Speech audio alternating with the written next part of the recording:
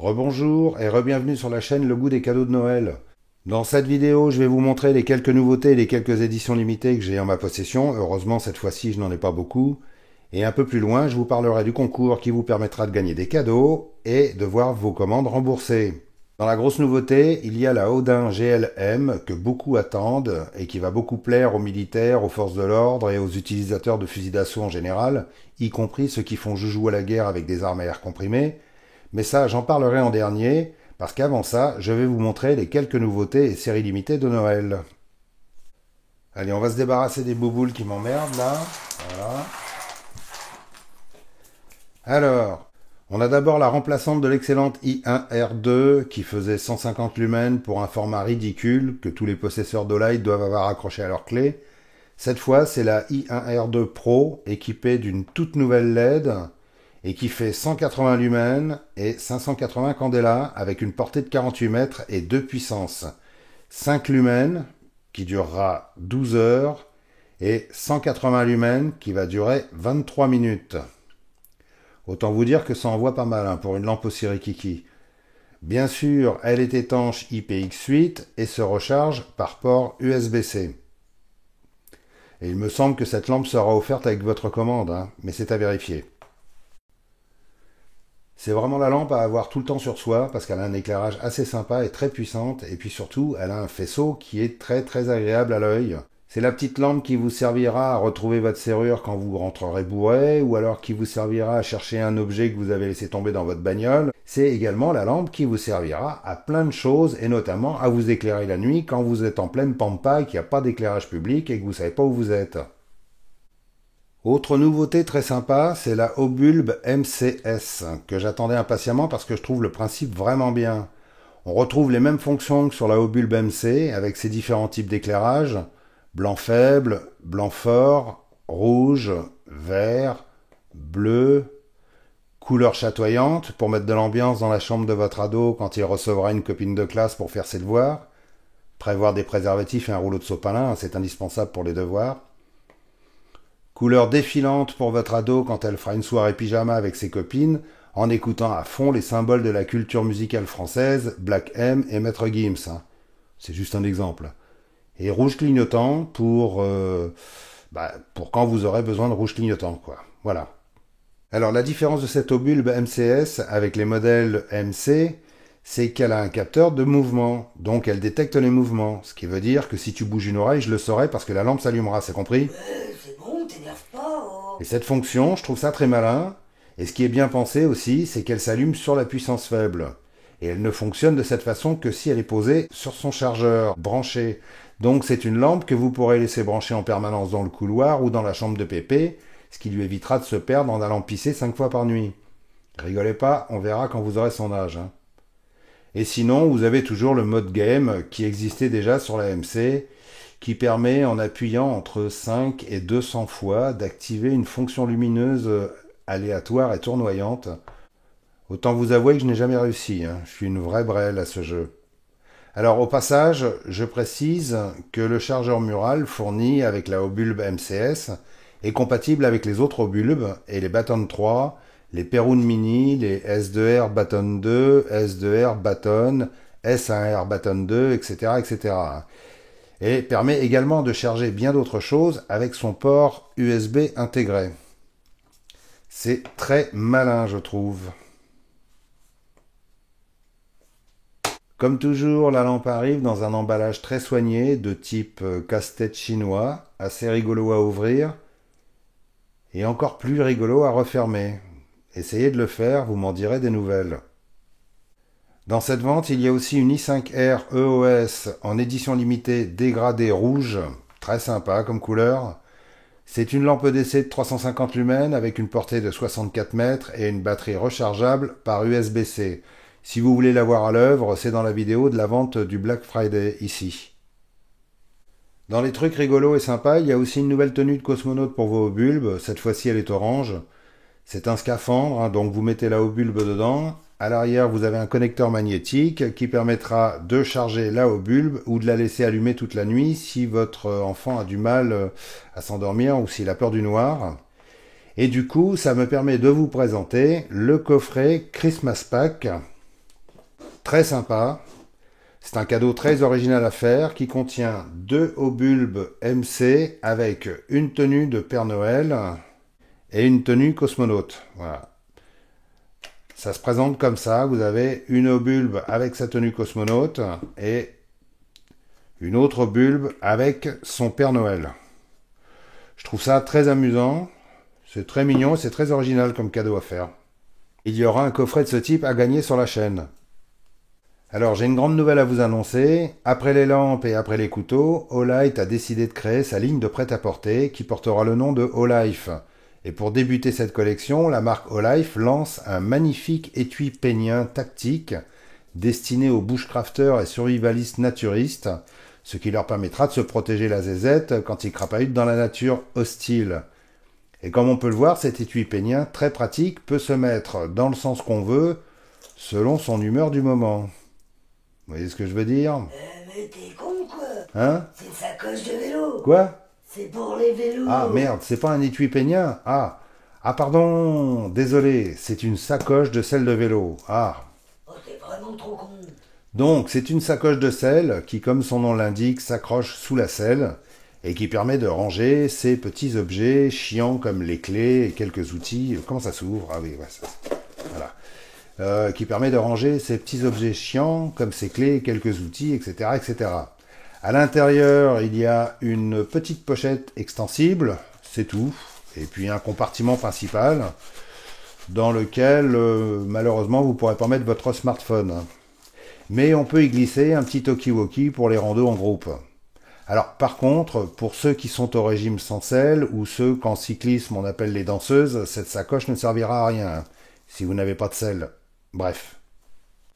Allez, on passe à une autre nouveauté qui intéressera beaucoup plus de monde. Olight se lance aussi dans la bagagerie et nous propose une trousse d'essai dans l'esprit des Maxpéditions que tout le monde connaît, avec une capacité de chargement assez importante et qui permettra aux accros des lampes Olight de ne pas se retrouver complètement démunis quand ils partent en voyage ou en bivouac. Vous voyez ce que je veux dire? Comme vous pouvez voir, il y a de la capacité, hein, et si je voulais, je pourrais en mettre encore plus. Alors, cette trousse est en toile Cordura 500 deniers, déperlante, avec des passants mollis à l'arrière et 2 passants à pression pour se l'accrocher à la ceinture ou sur un sac. Il y a 2 compartiments principaux, avec des élastiques tout partout, pour vous permettre de ranger tout votre matos de survie, vos papiers, vos rangements, vos préservatifs, enfin bref, hein, tout ce qu'on met dans une trousse de secours ou d'essai. Hein. Vous avez des pochettes pour y glisser des choses plates, ici, ici et ici. Les zips sont des Waikaka, et ça il faut le souligner. Waikaka est une marque de fabrication américaine, ce sont les meilleurs zips au monde. D'ailleurs, tous les équipementiers tactiques utilisent du Waikaka. C'est quand même ce qu'il y a de meilleur. Hein. C'est ce qui se fait de mieux dans le genre. Hein. Sur la face avant, il y a des élastiques pour permettre d'accrocher ses gants, un foulard ou une tenue plus légère, avec un serre-cordon. Sur le dessus, on a une anse pour l'attraper plus facilement si on met la trousse au fond d'un sac à dos. Et puis, bon, dans l'ensemble, c'est une trousse de bonne qualité. La Olight a quand même fait les choses assez correctement. Alors, si je devais émettre quelques critiques sur cette trousse, hein, c'est aussi un peu mon boulot, les éléments sont de bonne qualité. Encore une fois, on sent qu'Olight a voulu utiliser ce qu'il y a de mieux. Toile en Cordura, zip Waikaka. On voit qu'ils se sont inspirés de ce que fait Maxpédition et Helicon Tex, la marque qui a le plus de succès en ce moment. Mais comme avec les couteaux, il y a quelques petites erreurs de débutants. Déjà, de la toile 500 deniers pour des trousses destinées à porter du petit matériel assez lourd, je trouve ça trop léger. Je pense qu'ils devraient utiliser de la toile 1000 deniers comme les trousses Maxpédition. Ensuite, les passants élastiques à l'intérieur ne m'inspirent pas vraiment confiance. Je les trouve un petit peu trop mous. Comme ce sont des passants qui vont recevoir, qui vont accueillir tout un tas d'objets qu'on va enlever, remettre, etc., etc., je pense que dans le temps, ils risquent de se détendre et de s'assouplir un peu. tous ils le font, hein, même ceux de chez Maxpédition, mais ceux de chez Maxpédition sont quand même beaucoup plus rigides. Ensuite, les passants mollis à l'arrière. Alors, les passants mollis,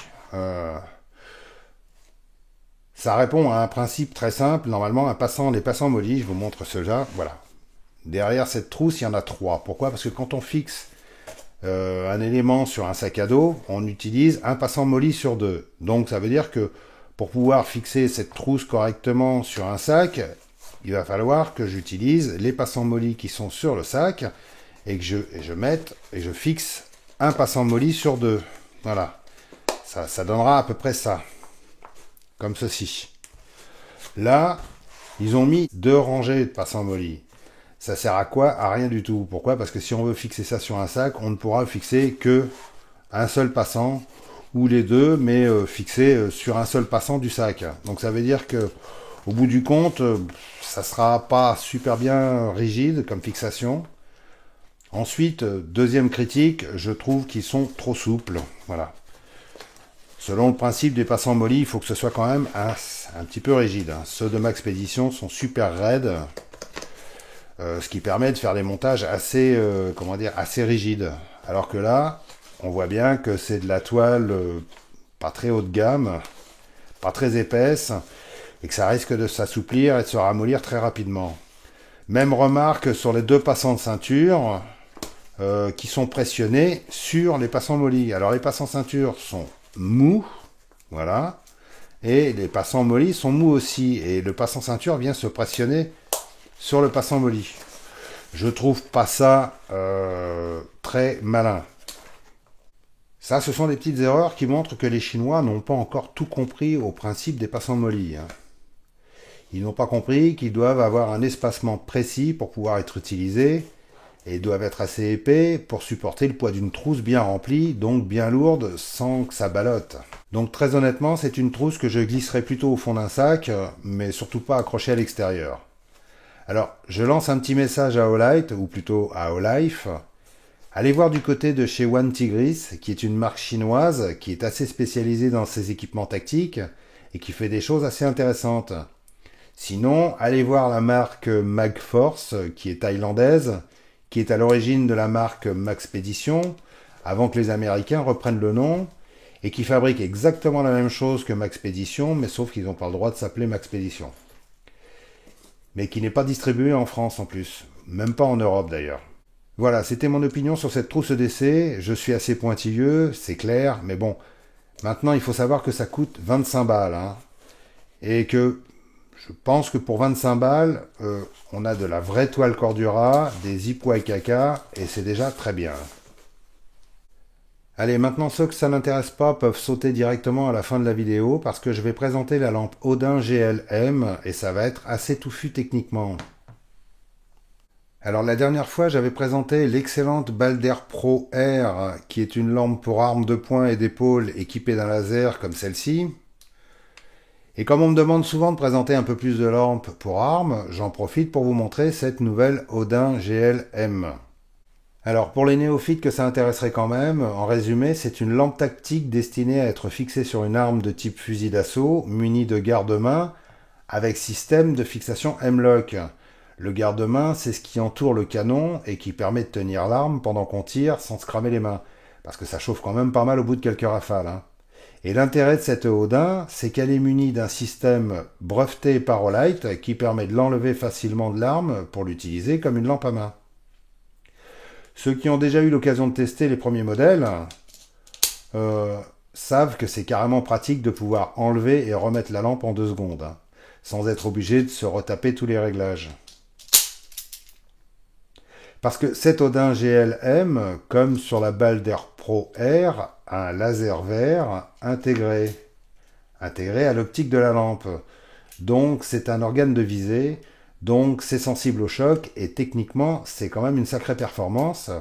D'ailleurs Olight a mis 1 an à développer ce système à cause de pas mal de contraintes techniques. Donc cette Odin GLM n'est pas qu'une simple lampe de poche dans laquelle on a foutu un laser. C'est une vraie lampe professionnelle très puissante avec un vrai laser de visée très puissant. On va voir ça en détail. D'abord, je vous donne ses spécifications. Elle fait une puissance maximum de 1500 lumens, avec une intensité maximum de 11 556 candela, avec une portée de 215 mètres.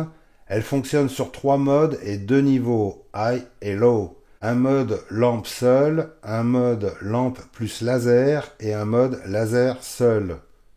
En mode lampe seule, avec une batterie pleine, le niveau high sera de 1500 lumens pendant 2 minutes 30. Ensuite, ça descendra à 37% pendant 168 minutes. Ensuite, ça descendra à 20% pendant 20 minutes. Le niveau low fait 300 lumens et durera 6h30. En mode lampe plus laser, on est sur les mêmes puissances, mais avec une durée légèrement inférieure. C'est logique avec un laser en plus. Le laser est de classe 3R, il fait 50 mW et durera 90 heures en usage continu, avec une portée efficace de 20 mètres de jour. La lampe est alimentée par une batterie au format 21700 de 5000 mAh. Elle est étanche IPX4, c'est-à-dire qu'elle résistera à de fortes projections d'eau, et elle est résistante aux chutes d'1,50 m. Elle arrive dans une belle boîte blanche, la lampe est bien protégée dans sa mousse. Tout au fond, on trouve la commande déportée avec son système de fixation sur rail, un petit sachet qui contient 2 petits colliers de fixation. Dans une petite boîte, on trouve le cordon de charge magnétique, 2 clés 6 pans pour le montage et les réglages, et de la visserie supplémentaire pour fixer la lampe sur des supports un peu différents, et le système de fixation de l'ensemble. Et bien sûr, il y a une notice très complète en plusieurs langues. Cette Odin GL est fournie avec le tout nouveau contacteur déporté magnétique à 2 boutons que je n'avais pas pu vous montrer la dernière fois, et qui a l'avantage d'être compatible avec la Warrior 3 et avec la Warrior X3. Et ça, c'est carrément génial parce qu'avant, chez Olight, on avait souvent quelques problèmes de compatibilité entre les différents accessoires des différentes lampes. Et là, enfin, ce contacteur déporté à 2 boutons fonctionne aussi bien sur les 2 modèles phares de la marque. Puisqu'elle a 2 boutons, on peut bénéficier des 2 modes. C'est-à-dire là, je suis en mode low et là, en mode high. Sur la Warrior 3, qui doit être programmé en mode strobe. Là, je suis en turbo et là, j'ai le strobe. Et ça, c'est quand même un gros avantage de pouvoir utiliser cette commande déportée sur les différentes lampes. Ce contacteur déporté permet d'utiliser la lampe aussi simplement qu'avec le tile switch, le bouton arrière. Vous faites un appui bref sur un des 2 boutons pour l'allumer en fixe et un appui long pour un allumage ponctuel. Voilà, c'est carrément pratique. Hop, ou alors, hop. En plus, il a ce système breveté qui permet de la fixer solidement à la lampe. C'est vraiment bien trouvé et super fiable. Pour le retirer, il suffit de tirer sur la bague. Et sinon, vous pouvez y aller, ça risque pas de s'arracher. La commande déportée est fournie avec un support pour rail Picatinny qu'on peut virer pour ne garder que la commande, qui se trouve ici à l'intérieur, qu'on pourra fixer avec du velcro adhésif ou les petits colliers fournis avec la lampe. La lampe est fournie d'origine avec le système de fixation M-Lock complet. Alors, pour vous montrer comment ça fonctionne, c'est assez simple, mais bon, j'ai pas de fusil d'assaut sous la main. C'est pas trop compatible avec la famille qui vit à la maison. Mais en gros, vous avez une partie qu'on fixe sur le garde-main de l'arme. Voilà, vous avez par exemple l'arme comme ceci. Vous fixez ceci avec les vis qui sont fournies avec. Enfin, ce sont des vis, des petites goupilles spéciales qui viennent se fixer comme ceci sur le canon de l'arme. Voilà. Et ensuite, vous prenez votre lampe et hop, vous la glissez dans le rail. Si j'y arrive. Voilà, tac. Et vous avez donc votre fusil avec l'arme ici, plus la télécommande. Voilà, la télécommande, pardon. Plus la commande déportée. Et voilà. C'est un système ultra simple. Pour pouvoir verrouiller la lampe, pour pas qu'elle bouge, vous avez un petit verrou rotatif qu'il faut tourner. Et là, vous pouvez y aller. La lampe ne risque plus de bouger.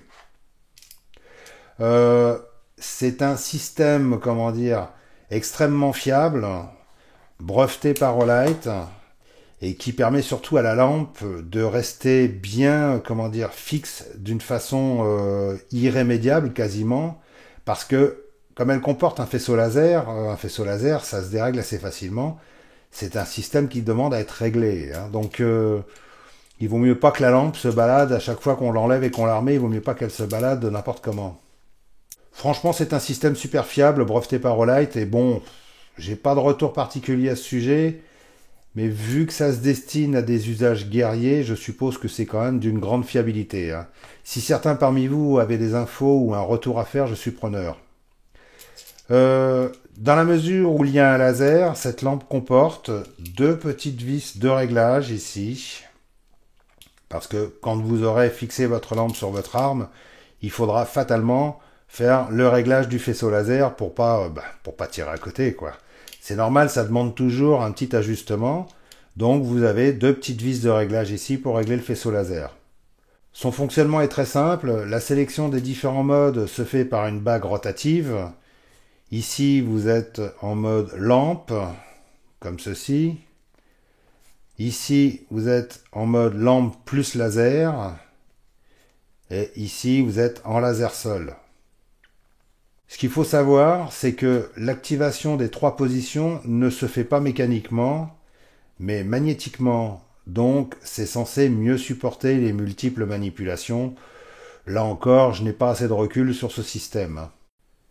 Inutile de vous préciser que les finitions de cette Odin sont impeccables. Elle est un peu plus longue que la Warrior 3, c'est assez compréhensible, parce que la Warrior 3 est dotée d'une lentille TIR. Ce sont des lentilles de nouvelle génération qui sont moins profondes que les cônes réfléchissants classiques. Et comme on peut voir, la Odin a une optique plus profonde dans laquelle vient se loger le laser. Sinon, côté physique, ces lampes sont assez ressemblantes. Hein. La couronne crénelée de la Odin est un peu moins agressive que la Warrior 3, ça peut se comprendre. Et la Odin a une partie fixe qui permet de la fixer sur le rail du support d'arme. Mais on peut également y fixer un support pour rail Picatinny ou une bague tactique qui sont vendus en option et que j'aurais bien aimé vous montrer, mais comme souvent Olight a omis de me les envoyer. Ça m'agace un peu parce qu'en général je les reçois un mois plus tard quand ça sert plus à rien. Donc avec la bague tactique vendue sur leur site, on peut transformer cette lampe en lampe de travail classique. Et c'est tant mieux parce qu'on passe pas sa vie avec son arme à la main à tirer sur des méchants. Hein. Les tests en extérieur montrent que la lumière est très agréable, elle n'est pas trop blanche donc elle ne fatigue pas trop les yeux. Son faisceau est assez large mais sans arroser partout, ce qui permet une utilisation très polyvalente. Et la puissance des 300 lumens est largement suffisante pour un usage courant sur une arme. Cette lampe n'a pas de strobe, mais bon, comme je l'ai déjà expliqué, le strobe en usage tactique ça ne sert pas à grand chose. C'est surtout bon pour aveugler des agresseurs dans un espace réduit, alors que sur le terrain, on a surtout besoin d'un faisceau puissant et précis, et qui plus est avec un laser, et c'est tout à fait le rôle de cette Odin GL-M. Allez, on passe aux promos et aux concours. Alors, pour cette vente de Noël, je ne vais pas vous faire de détails, mais pour ceux qui veulent s'équiper en bon matériel, c'est le bon moment, il y aura de très belles affaires à faire. Comme par exemple, pour les pratiquants de VTT ou de rando vélo, qui ont besoin de beaucoup de lumière avec beaucoup d'autonomie, il y aura la méga puissante RN 3500 avec sa méga batterie à moins 50%, ou alors vendue en pack contenant la RN 3500 plus le feu arrière intelligent RN 100TL plus une I1R, c'est pas facile à prononcer ça, plus une I1R Pro noire, plus une I1R Pro orange, et le tout pour moins de 120 €. Bon, je peux vous dire que si vous faites le total séparément de tout ça, c'est pas du tout pareil. Hein. Si vous voulez savoir ce que donne la RN 3500, j'ai fait une vidéo ici. Sinon, je vous invite à aller voir sur leur site, ils font des prix pratiquement sur tout. À ce propos, comme je l'avais déjà annoncé dans la vidéo précédente sur les couteaux au knife, pour cette vente, il y aura à gagner un O-Knife Beagle et un Christmas Pack, comme celui que je vous ai montré.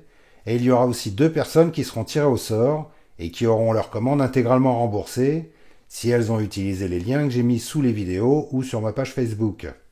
Pour participer, les règles sont simples. Comme les dernières fois, il faudra être abonné aux 2 chaînes. Et j'insiste encore là-dessus parce que beaucoup de gens n'ont toujours pas bien compris et participent régulièrement à mes concours sans être abonnés aux chaînes Le Goût des Lames et Le Goût des Lampes. Et pourtant, c'est pas faute de le répéter, lol. Ce qui fait qu'ils sont éliminés d'office du concours. Donc, premièrement, il faut être impérativement abonné aux chaînes Le Goût des Lames et Le Goût des Lampes. Deuxièmement, Il faut regarder les 2 vidéos que j'ai fait sur les 2 chaînes. Celle des couteaux ne pareil que sur le goût des lames, donc ça fait déjà ça en moins. Troisièmement, mettre un pouce et laisser un commentaire sur chaque vidéo sur les 2 chaînes, en évitant les copier-coller, s'il vous plaît. Pour ceux qui passeront commande en utilisant mes liens et qui aimeraient avoir leur commande remboursée, pour changer un petit peu des dernières fois et que ce soit plus simple, mettez dans votre commentaire le hashtag le goût des lames comme celui qui s'affiche à l'écran. Ce sera plus facile pour moi de vous repérer dans cette forêt de commentaires. En général, vous êtes environ pratiquement 300 à commenter sur chaque vidéo, donc ça fait quand même pas mal de monde. Donc le hashtag le goût des lames en bleu, ça se verra mieux. Et puis j'espère que ceux qui auront leur commande remboursée auront un minimum de correction pour me prévenir quand ce sera fait à l'adresse giveaway@gmail.com. J'ai un peu l'impression de pisser dans un violon en disant ça, parce que j'attends toujours des nouvelles des 5 premiers. Voilà, je vous remercie d'avoir regardé cette vidéo. Pour info, la vente de Noël au like débutera le 13-12 à 20h et se finira le 17-12 à minuit. Donc faites-vous plaisir. Et pour soutenir la chaîne et avoir la chance de voir votre commande remboursée, utilisez les liens qui sont dans la description sous la vidéo, vous y trouverez également tous les autres renseignements. Et je précise que le concours se terminera en même temps que la vente de Noël. Merci pour votre attention et à bientôt.